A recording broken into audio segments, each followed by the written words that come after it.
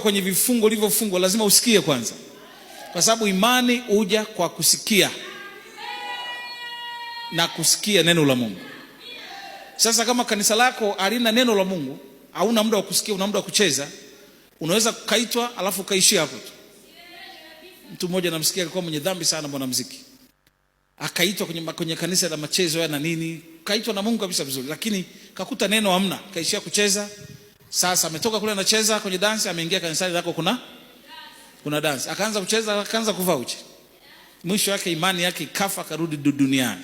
Sasa makanisa lazima yawe na imani, waambie watu machezo ni huko. Hapa tukae chini tusikie neno, tujifunze neno.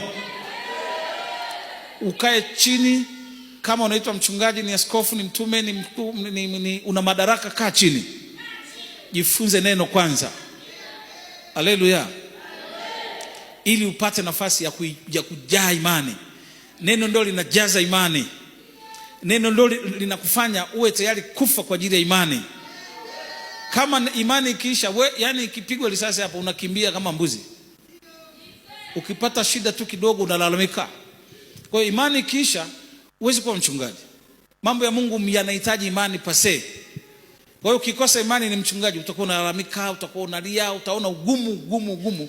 Utaona viongozi wa kanisa ndio shida, tuna migogoro, tatizo ni askofu, tatizo ni mchungaji, tatizo ni jirani, tatizo ni mke wangu, tatizo nani, kwa sababu ya upungufu wa imani. Imani ikijaa, hata ukiwa peke yako kwenye kwaya, kwenye kanisa, unacheka, unaenjoy, unaona kila kitu kiko sawa sawa. Ndio. Imani ikiwa imejaa, unakuja kanisani, unatembea kwa mguu hata kwa umbali gani, hata mvua inyeshe. Nilikuwa nimeenda kwa kina Onesimo na yule Benjamin pale, nikawaona kwa mbali, nikaja kuwatafuta, baadaye walishapotea. Wanakotoka ni mbali, lakini nikasema wanatoka akina nani wale gani? Nikatoka kule na maono kwamba sasa nitaanza kutembelea zone, na tunaanza Ijumaa hii kwa Dickson.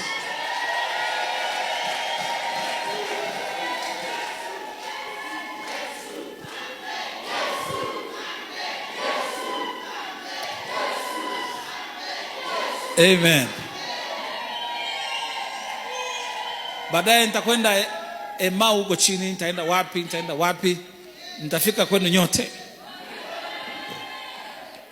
Lakini ukikosa imani huwezi kutembea. Ukikosa imani huwezi kutoa hela yako. Unaona kama unapoteza kutoa sadaka, kama unapoteza kusema umvalishe mchungaji, unapoteza kumpa mayai mchungaji 5, wewe ukakala mawili.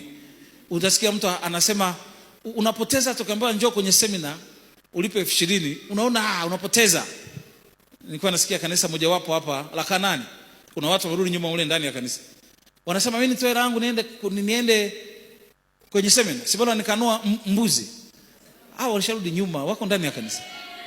Ndio wale wanaosema ukiitwa bila kuwa na imani unazama. Hao wameshazama. Kwa hiyo hawezi kuona thamani. Anaweza kutoa hela yake akanunua nguo, anaona sawa. Kutoa hela yake akaenda warsha za ukimwi, za kutengeneza uyoga, ni sawa. Akitoa hela yake aende kwenye harusi akale ubwabwa, ni sawa. Lakini kutoa hela kwa Yesu anaona hasara. Ni kwa sababu ya upungufu wa imani, iko chini. Ndio maana mataifa yoyote ukimwambia napeleka sadaka kanisani, kwa sababu hana imani hata kidogo, anaona ni upotevu. Kweli sio kweli? Awe mume wako, awe mtoto wako, awe mke wako, anaona ni shida. Lakini mwenye imani anaona nimetoa kidogo, Mungu amenibariki kikubwa na mimi, kwa nini sipeleke kikubwa? Kesho ataongeza, kesho kutwa ataongeza. Kinachofanya vile ni imani.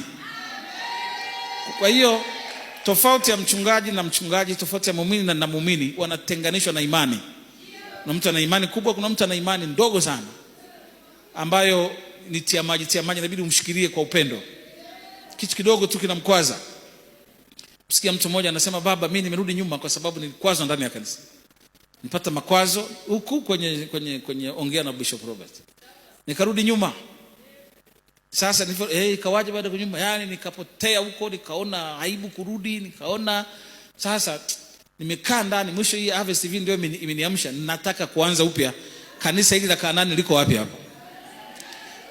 Tofauti ya mtu na mtu, Utofauti wetu ni nini? Tofauti ya wanakwaya ni nini? Tofauti ya wafundi mitambo ni nini? Tofauti ya wachungaji ni nini? Ni imani.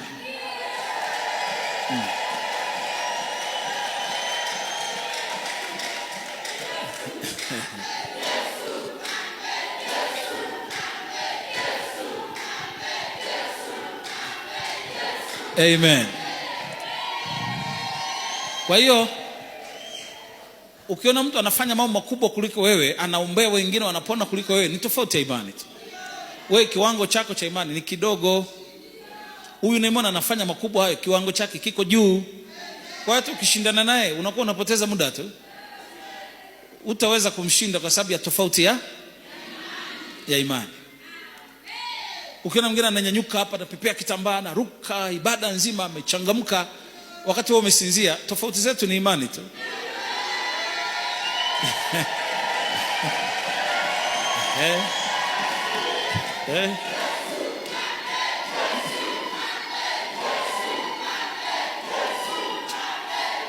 Amen. Ndio niliwaambia wanangu wa Dar es Salaam, pale Dar es Salaam ibada ya Alhamisi kama inatakiwa itajaa full kabisa, kuna kiti kitakachobaki. Kwa sasa hivi hata kiona vinabaki usipate shida, ni swala muda tu. Lakini imani imesimama hapo, hayumbi mpaka utaliona hili kwa macho yako. Sisi hapo tunapotuona hatukuanza hivi, tulianza chembe ya radari, lakini imani imetupeleka tukawa hivi. Amen. Ukiona mtu anaacha kusali katikati ya wiki, ni upungufu wa imani. Anafikiri nikikaa kwenye matikiti maji kwenye genge ndio ninapata hela. Lakini uwezi kujua mtu anayemtegemea Mungu ndiye anayefanikiwa zaidi. Unaweza usije semina ukaogopa kutoa 200,000 1,000 ukabaki pale kwamba unaificha hiyo, na ukabaki na tukakuta una madeni. Na sisi tukatoka semina tukawa na hela tukakuzidi wewe ambaye umekaa hapa.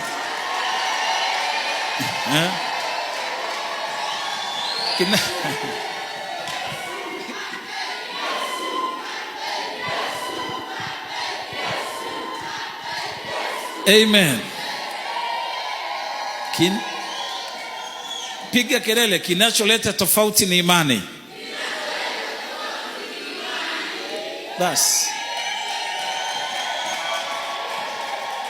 Kuna mtu anaacha kuja kanisani eti bosi ameniita tunaenda kufanya mipango. Na mipango naifanya we, anayetoa pesa ndugu zangu ni Yesu. Anayetoa baraka mafanikio ni Yesu. Yesu kama anakupa pumzi atashindwa kukupa mtaji? Mbona mtaji ni vitu vidogo kuliko pumzi? Kama anashindwa kukupa uhai, anakufanya ukae ofisini, uwe askari, uwe afisa, ni Yesu ndiye anakupa kila kitu, ndio mtoaji. Na mtu yote anayemtegemea Yesu apungukiwi kabisa.